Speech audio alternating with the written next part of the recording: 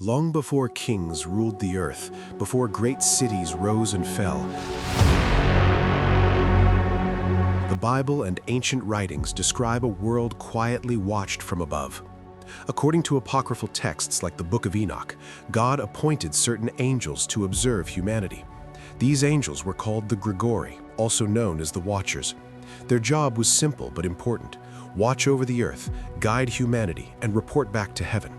They were not meant to rule, they were not meant to interfere, and they were never meant to become part of the human world. At first, the Watchers obeyed. From the heavens, they saw people planting crops, raising families, celebrating life, and struggling through pain. But as time passed, something changed. The Watchers began to look not only with responsibility, but with desire. Finally, a group of Watchers made a choice that would change history forever. They decided to descend to earth. Led by a powerful watcher often named Semjaza, the angels gathered and made a dangerous agreement. They swore an oath to one another, promising that none would turn back. If they were going to fall, they would fall together. They came down to earth, took human wives, and crossed a boundary God had never permitted.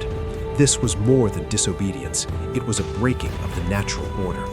The Watchers did not stop there. They began teaching humanity things that were never meant to be known so early, advanced knowledge that humans were not ready to handle.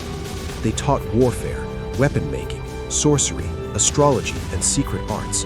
What could have been wisdom became corruption. Then came the children. From these unions were born the Nephilim, giants described as powerful, violent, and uncontrollable. They grew larger and stronger than ordinary humans, and with their strength came destruction. They consumed resources, spread fear, and turned against the very people who worshipped them. The earth became filled with chaos. Humanity suffered. Creation groaned, and heaven took notice. God saw that what was meant to guide had become a threat. What was meant to protect had begun to destroy. The Watchers were stripped of their authority and bound in darkness, imprisoned until the final judgment.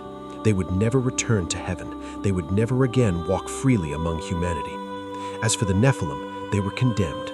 According to these ancient texts, they were destroyed in the great flood during the days of Noah. And it leaves us with a final question. Are we watching the world wisely, or are we repeating the mistakes of the Watchers?